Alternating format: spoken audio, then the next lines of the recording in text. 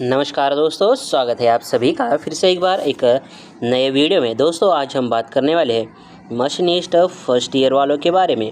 और यह वीडियो अत्यंत महत्वपूर्ण है क्योंकि हम 2024 के सीबीटी एग्ज़ाम के लिए अति महत्वपूर्ण नियमित के क्वेश्चन यहाँ पर सॉल्व कर रहे हैं और इसका पीडीएफ भी आपको फ्री में प्रोवाइड किया जा रहा है। इसलिए आप अभी से इस वीडियो को लाइक करें, चैनल को भी सब्सक्राइब करें और बेल आइकन को ऑल के ऑप्शन पर सेट कर दीजिए।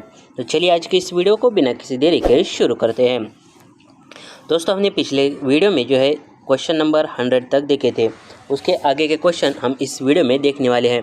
अगर आपने पिछले वीडियो नहीं देखे तो चैनल के डिस्क्रिप्शन बॉक्स में उसके प्लेलिस्ट का लिंक हम दे देंगे, वहाँ से आप ज़रूर देखिए। तो चलिए बिना किसी देरी के आज की इस वीडियो को शुरू करते हैं। मेरा नाम है मनोज और आप देख रहे हैं डिजिटल मशीनिस्ट।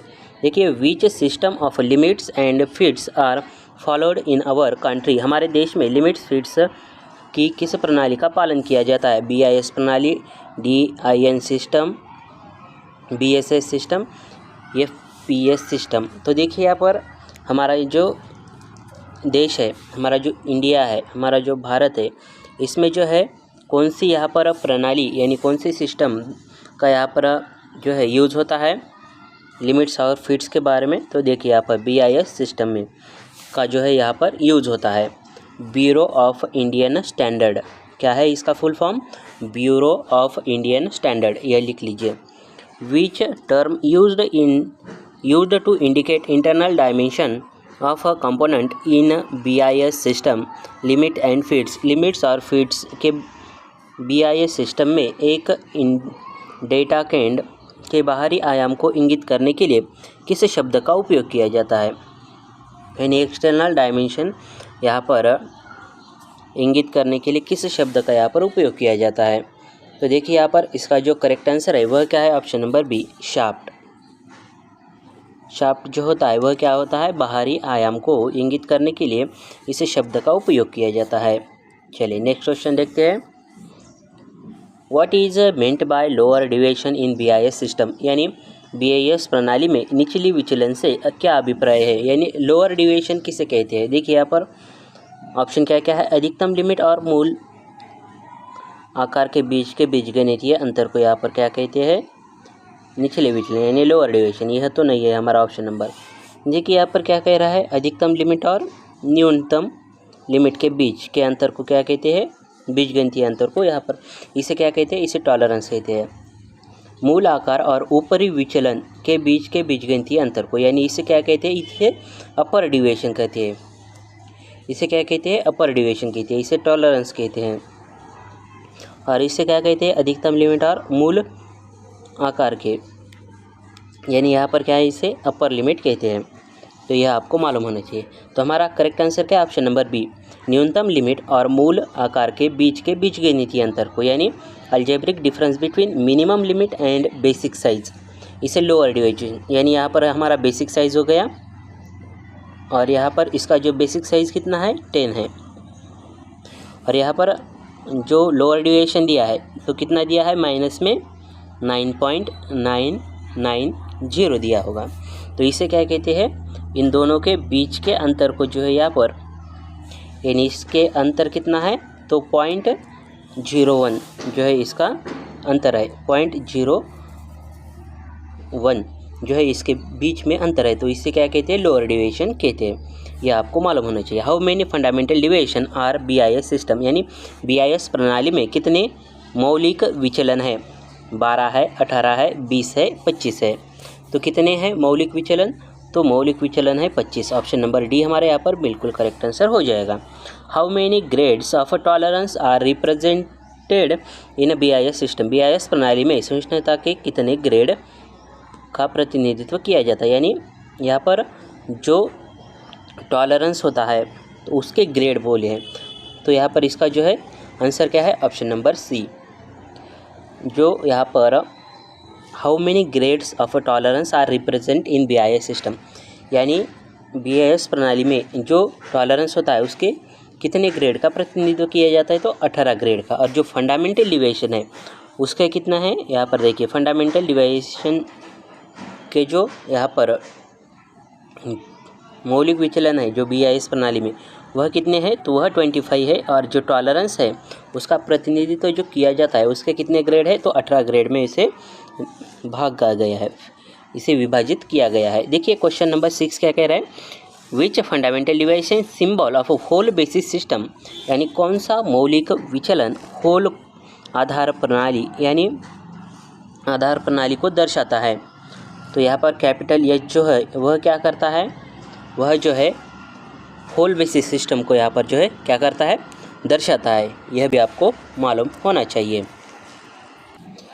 थोड़ा सा यहाँ पर देखिए, होल बेसिस सिस्टम किसे कहते हैं, लिमिट्स और फीट्स की एक मानक प्रणाली में जहाँ होल के आकार को स्थिर रखा जाता है और फीट्स के विभिन्न वर्गों को प्राप्त करने के लिए शाफ्ट्स का आकार भिन्न होता है। जैसे इसे क्या कहते हैं, होल बेसिस सिस्टम कहते हैं। यानी क्या करते हैं, इसमें जो है होल जो होता है, होल का आकार जो है वह क्या करते हैं, यहाँ पर एक ही रखा जाता है और उसमें जो है यहाँ पर शाफ्ट का जो आकार है अलग अलग फीट्स पाने के लिए शाफ्ट के आकार में हम चेंजेस करते हैं, उसे क्या कहते हैं, होल बेसिस सिस्टम। यानी मान लीजिए यह होल है, इसमें क्या करना है, हमें क्लियरेंस फिट चाहिए तो शाफ्ट का आकार कैसा करेंगे, हम छोटा रखेंगे।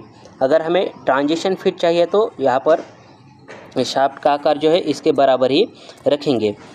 और हमें इंटरफेरेंस फिट चाहिए तो हम क्या करेंगे, शाफ्ट का आकार जो है होल से बड़ा करेंगे। तो अलग अलग यहाँ पर जो वर्गों की प्राप्ति करनी है इसके लिए जो है होल का आकार क्या है, एक ही रखा जाता है। देखिए यहाँ पर जब होल बेसिस प्रणाली का पालन किया जाता है तो मौलिक विचलन चिन्ह कैपिटल एच छिद्रों के लिए चुना जाता है, यह भी आपको मालूम होना चाहिए। विच device is used datum wheel marking with vernier height gauge, vernier height gauge के साथ चिन्हित करते समय किस डिवाइस को डाटम के रूप में उपयोग किया जाता है, face plate, surface plate, angle plate, dividing plate. तो किस यहाँ पर प्लेट का उपयोग किया जाता है, तो देखिए यहाँ पर इसका जो करेक्ट आंसर है वह क्या है, आंसर है option number B, surface plate का यूज किया जाता है। यानी डाटम सरफेस यानी क्या कि उसका जो निचला भाग है वह कहाँ पर रखा जाता है, तो सरफेस प्लेट पर रखा जाता है। और वर्नियर हाइट गेज का लिस्ट काउंट कितना है, 0.02 mm, यह आपको मालूम होना चाहिए क्योंकि यह अत्यंत महत्वपूर्ण है। चलिए next question, what is the term basic size indicate, शब्द मूल आकार क्या है, कार्य की न्यूनतम सीमा, कार्य की अधिकतम सीमा, निर्मित होने के बाद परिसर का आकार, आयामी विचलन के आधार पर आकार दिया जाता है।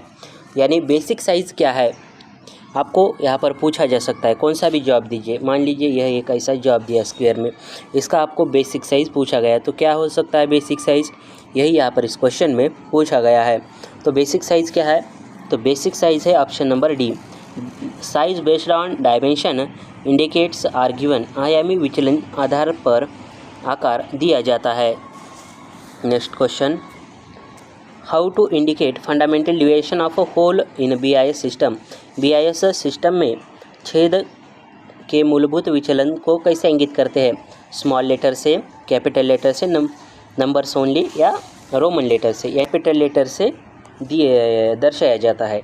जैसे कि हमने होल बेसिस सिस्टम में देखा कि यहाँ पर होल बेसिस सिस्टम जो है कैपिटल एच से दर्शाया जाता है। तो देखिए नेक्स्ट क्वेश्चन क्या है, what is the maximum limit of dimension, यहाँ पर ये मैक्सिमम लिमिट पूछा गया है, यानी अपर डिविएशन या अपर लिमिट भी इसे कह सकती है आप। देखिए यहाँ पर इसका जो करेक्ट आंसर है वह क्या है, ऑप्शन नंबर ए। अब क्यों है आपको तो मालूम होगा, क्योंकि यहाँ पर जो है प्लस में कितना दिया है, यहाँ पर 25 प्लस 0.003 mm, तो यहाँ पर हमारा ऑप्शन नंबर ये बिल्कुल करेक्ट आंसर हो जाएगा। देखिए अगर यहाँ पर मैक्सिमम लिमिट ना देकर यहाँ पर मिनिमम लिमिट दिया होता तो ऑप्शन नंबर डी हमारा यहाँ पर करेक्ट आंसर हो जाता, तो यह भी आपको मालूम होना चाहिए। और यहाँ पर अगर टॉलरेंस पूछा गया होता तो टॉलरेंस कितना आता हमारा, 0.004 आता, क्योंकि टॉलरेंस में क्या करना होता है, अधिकतम लिमिट और न्यूनतम लिमिट को प्लस करना होता है। चलिए नेक्स्ट क्वेश्चन देखते हैं, what is the minimum size of dimension. देखिए यहाँ पर मिनिमम साइज़ पूछा गया है, तो कितना आएगा हमें कमेंट में ज़रूर बताइए, क्योंकि हमने आपको अभी अभी समझा दिया है। 111 का जो भी आंसर लगता है, आपको ए लगता है तो ए लिखिए, बी लगता है तो बी लिखिए, सी लगता है तो सी लिखिए और डी लगता है तो डी लिखिए। चलिए next question, what is the tolerance of a dimension. देखिए यहाँ पर क्या पूछा है, टॉलरेंस पूछा गया है। देखिए फिर से एक बार हम आपको समझा देते हैं टॉलरेंस कैसे निकालते हैं। यहाँ पर मैक्सिमम लिमिट और मिनिमम लिमिट जो दी गई है, इसको क्या करना होता है, प्लस करना होता है। तो यहाँ पर प्लस में कितना दिया है, तो यहाँ पर प्लस और माइनस में 0.02 दिया है। तो यहाँ पर देखिए 0.02 ऐसा लिखना, और यहाँ पर नीचे भी 0.02 कितना आता है, इसको प्लस करना है। तो यहाँ पर देखिए 0.04 कहाँ है, ऑप्शन नंबर बी हमारे यहाँ पर बिल्कुल करेक्ट आंसर हो जाएगा। देखिए बहुत आसान क्वेश्चन है, सिर्फ आपको थोड़ा सा ध्यान देना होता है। What is the part of a drilling carriage coolant to the cutting edge. कौन सा भाग शीतलक को काटने वाले किनारे तक लेके जाता है, यानी जो यहाँ पर कूलेंट होता है वह जो है, मान लीजिए यह हमारा क्या है, ड्रिल है, ये हो गया उसका शैंक, और यहाँ पर क्या होता है, फ्लूट्स होता है। तो और यहाँ पर क्या होता है, हमारा पॉइंट एंगल। तो आपको क्या करना है, वहाँ तक कूलेंट कौन लेके जाता है, तो लिप लेके जाता है, लैंड, फ्लूट और पॉइंट। तो यहाँ पर कौन लेके जाता है वहाँ तक, कटिंग एज तक। तो जो फ्लूट होता है वह क्या करता है, वह यहाँ पर जो कूलेंट होता है वहाँ पर लेके जाता है। देखिए नेक्स्ट क्वेश्चन क्या है, what is the name of the operation for marking hole on work piece. कार्य के टुकड़े पर छेद बनाने के लिए ऑपरेशन का नाम क्या है। बोरिंग है, ड्रिलिंग है, रिमिंग है, काउंटर सिंकिंग है। तो हमें क्या करना है, एक जॉब है, एक कार्य यानी क्या, जॉब, उसके ऊपर क्या करना है, होल मारना है, यानी होल करना है, यानी यहाँ पर ऐसा जो है होल करना है 10 mm या कौन सा भी ले लीजिए। तो कौन सा ऑपरेशन करेंगे हम, तो ड्रिलिंग ऑपरेशन हमें करना चाहिए। बोरिंग कब करते हैं, मान लीजिए यहाँ पर एक जॉब है और यहाँ पर क्या किया हमने, ड्रिल मारा कितना, 10 mm का। अब हमें क्या करना चाहिए, यहाँ आधे तक जो है यहाँ पर ऊपर से जो है 15 mm करना है। तो उसके लिए जो है यहाँ पर बोरिंग की क्रिया की जाती है या बोरिंग ऑपरेशन किया जाता है। रिमिंग कब किया जाता है, अब मान लीजिए यह जॉब है, इसमें हमने ड्रिल मारा, तो यहाँ पर जो है इसको अच्छे से फिनिश करने के लिए और थोड़ा सा बड़ा करने के लिए जो यहाँ पर रिमिंग की क्रिया की जाती है।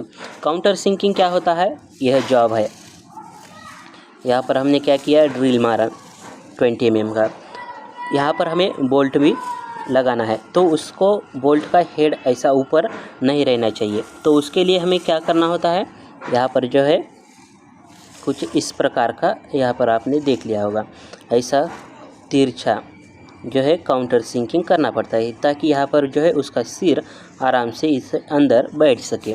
उसे क्या कहते हैं, काउंटर सिंकिंग कहते हैं। तो हो गया क्लियर। चलिए next question, which way the coolant flow through the cutting edge in a drill. Drill में कटिंग एज के माध्यम से शीतलक किस तरह से बहता है, वेब, लैंड, बॉडी, फ्लूट। तो यहाँ पर क्या बोला है, ड्रिल में कटिंग एज के माध्यम से शीतलक यानी कूलेंट किस तरीके से बहता है। तो कूलेंट जो है यहाँ पर फ्लूट के तरफ बहता है, यानी फ्लूट कैसा है उस तरीके से यहाँ पर जो है बहता है। तो यह आपको मालूम होना चाहिए। और यहाँ पर जो है आज के इस वीडियो में इतने ही क्वेश्चन, हम नेक्स्ट वीडियो में अगले क्वेश्चन देखेंगे। तो तब तक आप हमें बताइए कि आपको ये वीडियो कैसा लगा, और यह वीडियो पसंद आए तो इस वीडियो को एक लाइक, चैनल को सब्सक्राइब और यह वीडियो अपने दोस्तों के साथ ज़रूर शेयर कीजिए। तो चलिए मिलते हैं अगली वीडियो में, तब तक के लिए जय हिंद, जय भारत।